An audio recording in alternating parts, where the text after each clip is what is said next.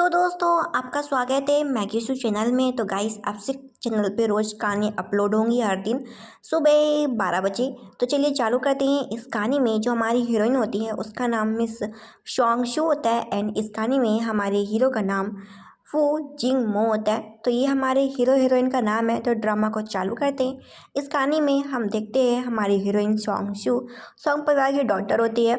जो adopted daughter टीना होती है वो फू जिंगमो से शादी करने के लिए मना कर रही होती है, क्योंकि उसके बारे में बहुत सारी अफवाह थी कि वो पागल आदमी है। उसने जिन लड़कियों से शादी किया वो लड़कियां गायब हो चुकी हैं।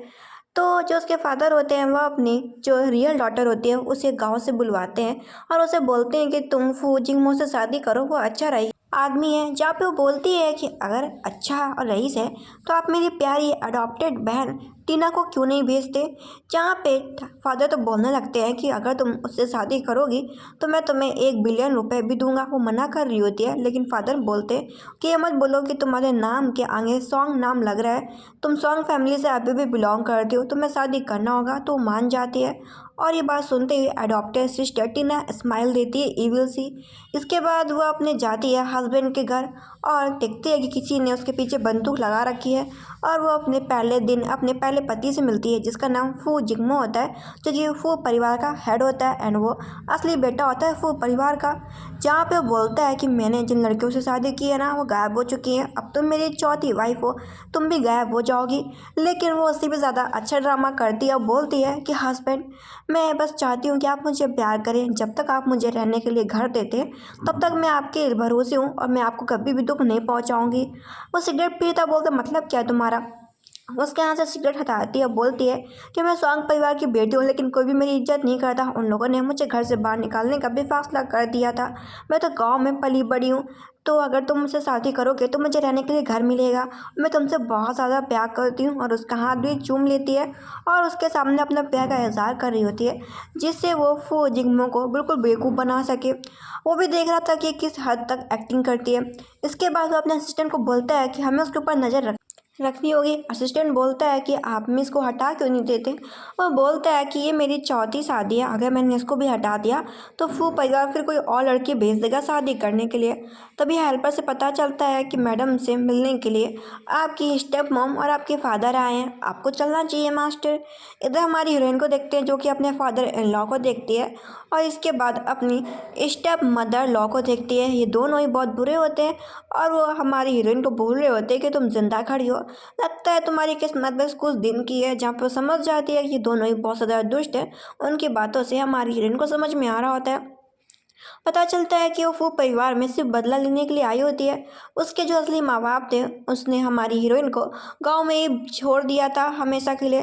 तब उसे वहाँ पे एक औरत ने गोद लिया था क्योंकि उस औरत की 2 बेटियां थी जो कि मर चुकी थी और किलर्स थे फू फैमिली के लोग।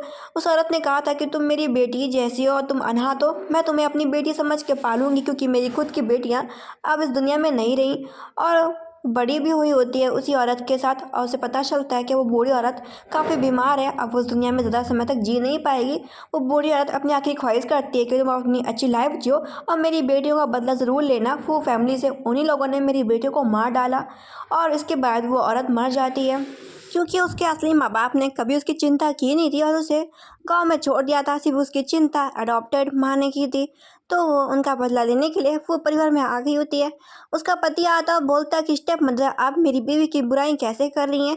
ये देखिए फादर बोलते हैं कि तुम अपनी माँ से इस तरीके से बात कर रहे हो। वो बोलता है वो मेरी माँ नहीं बल्कि सौतेली माँ है और मैं आपको बोल दूँ कि मेरी बीवी के बारे में उल्टा सीधा बिल्कुल भी मत बोलना। अब वो देखती है कि उसका पति कहीं जा रहा है और बड़े प्यार से बोलती है कि पति तुम मुझे अकेले छोड़ के कहाँ जा रहे हो। वो उसे बोलता है काम पर। उसके जाने के बाद वो तुरंत ही अपने कपड़े चेंज कर लेती है। पता चलता है हमारी हीरोइन बहुत अच्छी हैकर होती है, वो बहुत अच्छी अच्छी हैकिंग जानती थी। इसके बाद असिस्टेंट बताता है कि जो मैडम है ना वो घर से भाग गई हैं, मतलब कि उन्होंने अपने कपड़े चेंज किए और वो कहीं चली गई हैं।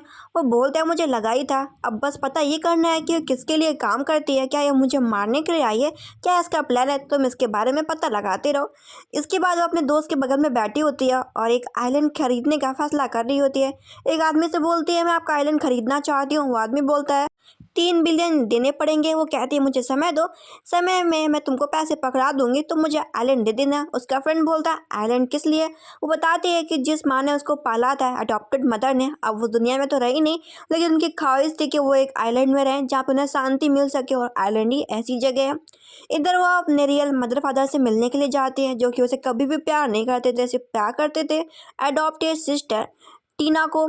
इसके बाद वो अपने पैसा मांगती है शादी का 1 बिलियन, तो उसे देते नहीं, तो घर का सामान तोड़ने फोड़ने लगती है और कहती है अगर आपने मेरा पैसा ना दिया तो मैं इस घर को पूरा जला दूंगी, और ऐसा बोल के जा रही होती है। ये देखिए फादर बहुत ही गुस्सा आते हैं कि तुम सच में बहुत ही बेकार हो, तुमसे अच्छी तो टीना है।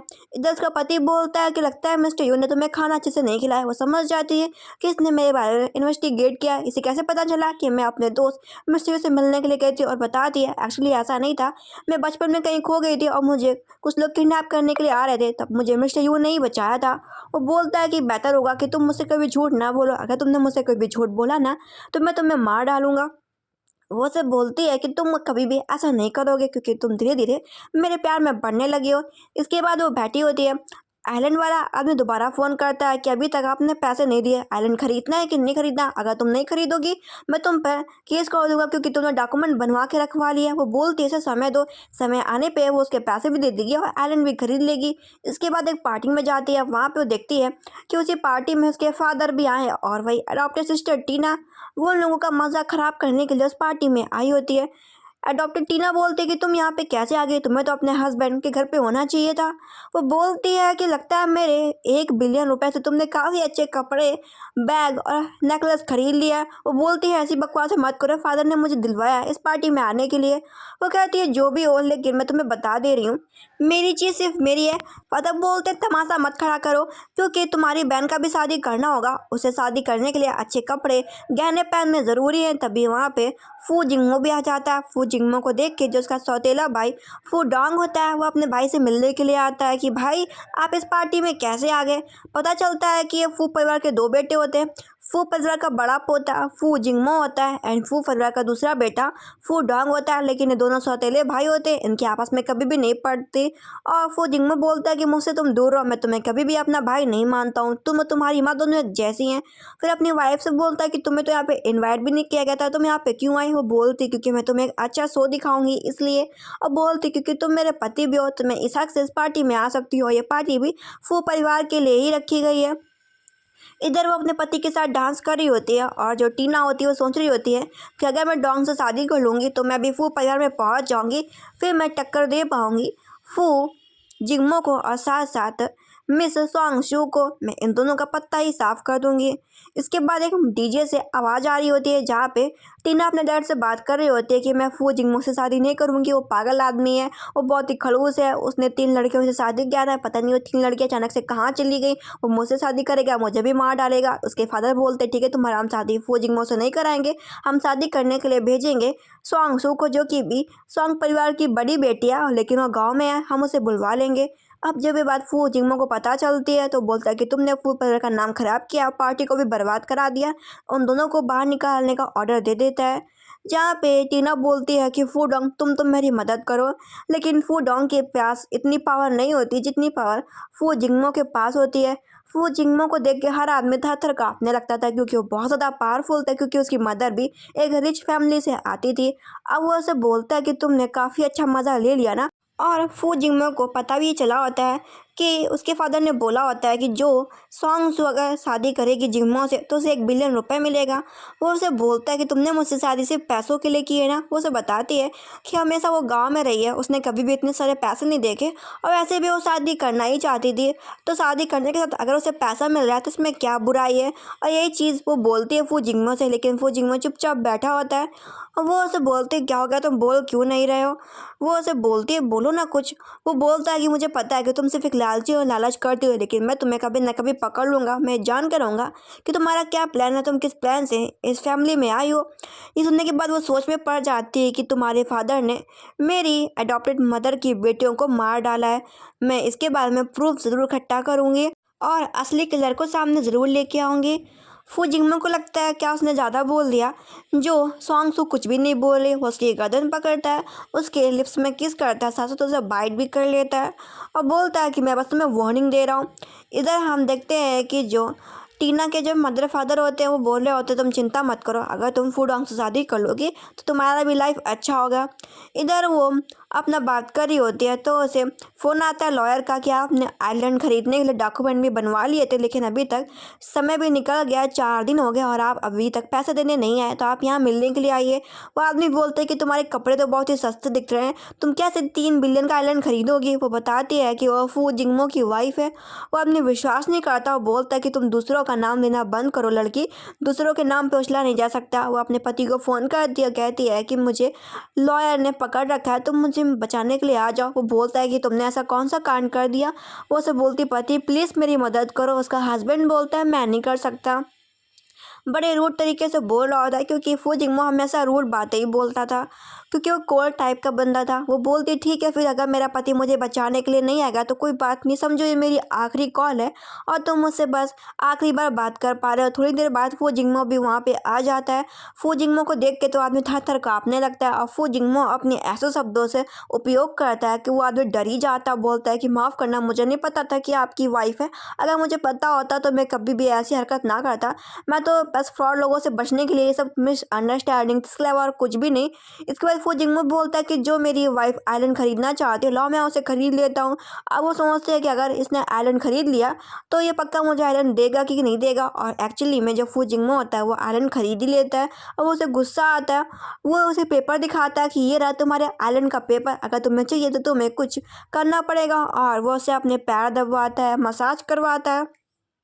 वो बोलता है कि इतना बड़ा आइलैंड पा रही हो, 3 बिलियन का आइलैंड है, बल्कि इस आइलैंड में कुछ खास है भी नहीं है, तो मैंने पैसे भरे हैं तो मैं तुम्हें इतनी आसानी से देने नहीं वाला। वो उसे बोलता है कि तुम आइलैंड क्यों खरीदना चाह रहे हो। वो उसे सच तो बता नहीं सकती थी कि वो अपनी अडॉप्टेड मदर को दफनाने के लिए आइलैंड खरीद रही है कि जिससे वो शांति से रह सके हमेशा। तो वो ये सब चीज़ें नहीं बताती, वो कहती बस फ़न के लिए। वो उससे बोलता अच्छा ऐसा है क्या, तो उसे बोलते चलो मुझे वाइन पिलाओ, उससे पैर दबवाता है। इसके बाद वो आराम से सो रही होती है, तभी फूजिंगमो आ जाता है और बोलता है हेलो सो रही हो क्या। वो बोलती नहीं मेरे प्यारे पति, मुझे लगा तुम भूखे हो गए, चलो साथ में खाना खाते, मैंने भी खाना नहीं खाया तुम्हारे इंतज़ार में। और जबकि उसके चेहरे पे खाना लगा होता है, वो से बोलता है कि ज़रा अपना चेहरा एक बार ज़रूर आईने में देख लेना। जब वो अपना चेहरा देखती है मिरर में, उसे बहुत ज़्यादा बुरा लगता है, वो बिल्कुल शर्मा सी जाती है कि अरे इसने मुझे पकड़ लिया। और फूजिंगमो स्माइल करता है कि मुझे उल्लू बना रही थी, खुद ही इसका पोपट हो गया।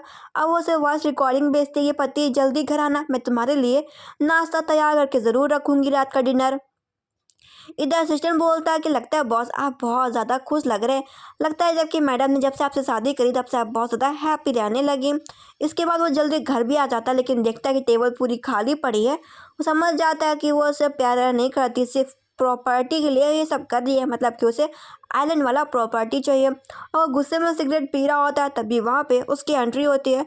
वो उसके हाथ से सिगरेट छीन लेती है, फिर सिगरेट को जलाने के बाद उसके मुंह में सिगरेट वापस डाल देती है। वो उससे बोलती है कि लगता है मेरा पति गुस्से में लग रहा है। वो उससे बोलता है तुमने कहा था कि जल्दी घर आना, डिनर कहाँ पे है। वो बोलती है कि अगर मैं पहले डिनर बना लेती है तो खाना ठंडा ना हो जाता।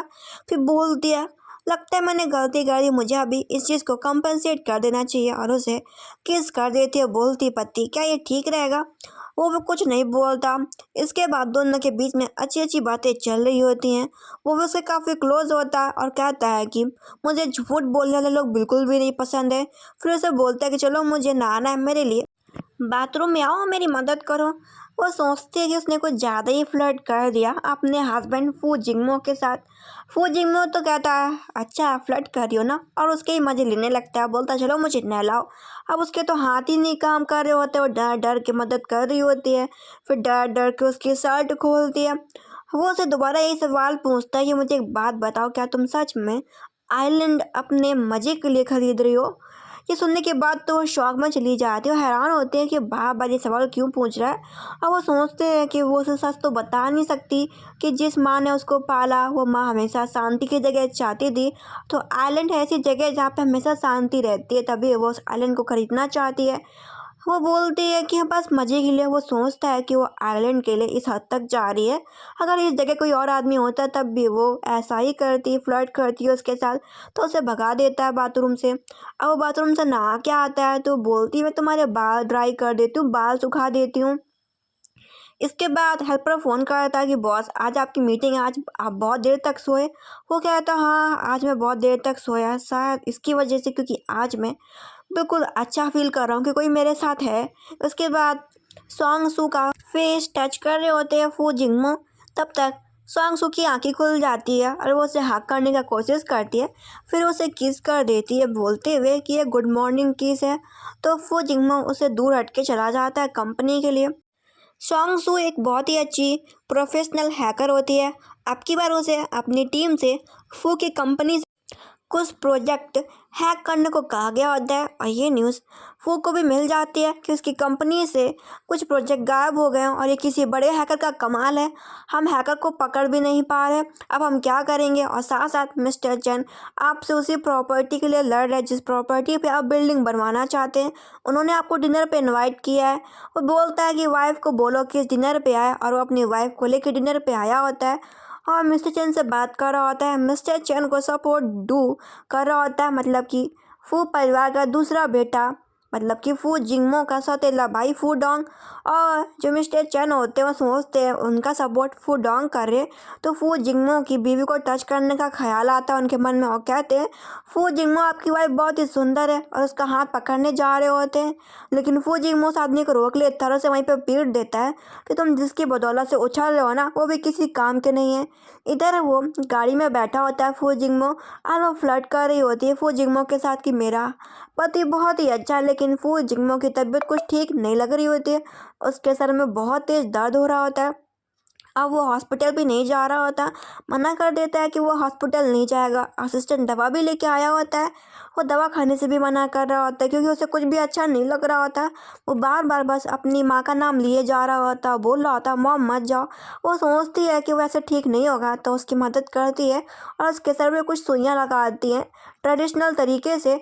उसका वो सर दर्द गायब कर देती है। वो सुबह उठता है तो देखता है कि वो सामने ही बैठी है और वो सब बोलता है कल तुमने मेरा ख्याल रखा था ना। वो कहती हाँ। उसके लिए उसने कुछ सूप बनाया होता है कड़वा सा, जो कि उसे काफ़ी कड़वा लग जाता है। वो पी तो लेता है और सूप को भी बदले में वो फू जिंगमे को दोबारा एक प्याली से किस करती है। तब तक असिस्टेंट भी आ जाता है। ये देखने के बाद तो तुरंत एक कल्टी मार लेता है, पलट जाता है, भाग जाता है दूर। वो जिंगमो तो हैरान हो जाता है कि तुम ये क्या ही कर रही हो। वो बोलती है क्यों नहीं तुम, क्योंकि तुम मेरे हस्बैंड हो। अब धीरे धीरे करके रूड फू जिंगमो के दिल में सॉन्ग सू के लिए थोड़ा सा प्यार आ रहा होता है। अब वो कंपनी में बैठ के काम ही कर रहा होता है। उसे पता चलता है कि जो प्रोजेक्ट उससे लीक हुए थे वो अभी कहीं बाहर नहीं गए और साथ साथ मिस्टर चेन की कंपनी को भी हैक कर लिया गया है, क्योंकि अब उसे लग रहा होता है कि इन सब चीज़ों में उसकी बीवी का हाथ है। तब तक वहाँ पे वाइफ सॉन्ग सू भी आ जाती है और हस्बैंड को बोलती है कि वो जल्दी घर आ जाए, 8 बजे के बाद वो कहीं भी मीटिंग करने के लिए ना जाए। वो उससे कुछ ज़्यादा ही क्लोज हो रही होती है। वो सब पूछता है क्या तुमने इन्वेस्टेशन की कंपनी को हैक किया था। वो कहती है क्योंकि हाँ मैंने किया, उस बात को एक्सेप्ट भी कर लेती है। इसके बाद फू जिंगमो एज अ रिवॉर्ड उसे किस करता है और वो उसको बोलती है कि तुम मेरी वेस्ट पे, मतलब मेरी कमर पे हाथ रखने के लिए बोलती हो। कहती है कि मेरा हस्बैंड ही मुझे टच कर सकता है, इसके अलावा और कोई भी नहीं। फू जिंगमो अपना असिस्टेंट को बोलता है कि सारे काम करने के लिए मना कर दो, आज मैं जल्दी घर जाऊंगा। इधर उसके पास उसका भाई फ़ोन कर रहा होता है, जो कि बोल रहा होता है कि क्या तुम सच में फू जिंगमो से प्यार करती हो। अभी मैं तुम्हारा खून का भाई नहीं हूँ, तुम चाहो मुझसे शादी कर लो। वो बोल देती है कि वो किसी को भी पसंद नहीं करती है, वो अपने और किसी लवर के साथ यहाँ से चली जाएगी। वो सिर्फ फू जिंगमो के पास आइलैंड है तभी उसकी क्लोज रह रही है। अभी सारी बातें फू जिंगमो ने सुन ली होती है। वो उसके कमरे में आती है लेकिन वो उसके सामने आइलैंड के पेपर फाड़ देता है। वो काफ़ी हैरान होती है कि इसका अजीब सा बिहेवियर ये क्यों कर रहा है। वो गुस्से को ठंडा करने की कोशिश करती है, फिर उसे दवा देती है कि तुम इस दवा को पी लो तुम्हें ठीक फील होगा। लेकिन उसकी दी हुई दवा को भी फेंक देता है और बोलता है कि तुम मुझे छोड़ के भागना चाहती हो। वो समझ नहीं पाती इसका क्या मतलब है। फू जिंगमो के दिल में बस यही आ रहा होता है कि ये सिर्फ मेरे पैसों का लालच करती है, अपनी चीज़ों के लिए सिर्फ मेरे क्लोज आ रही है। उसे काफ़ी गुस्सा आ रहा होता है और वो गुस्से में जो हमारी हीरोइन होती है उसे तय खाने में बंद करा देता है कि तुम्हें यहाँ से भागने की बहुत जल्दी है ना, और बोलता है कि ले जाओ उसे तय खाने में। उसका गला भी पकड़ लिया होता है।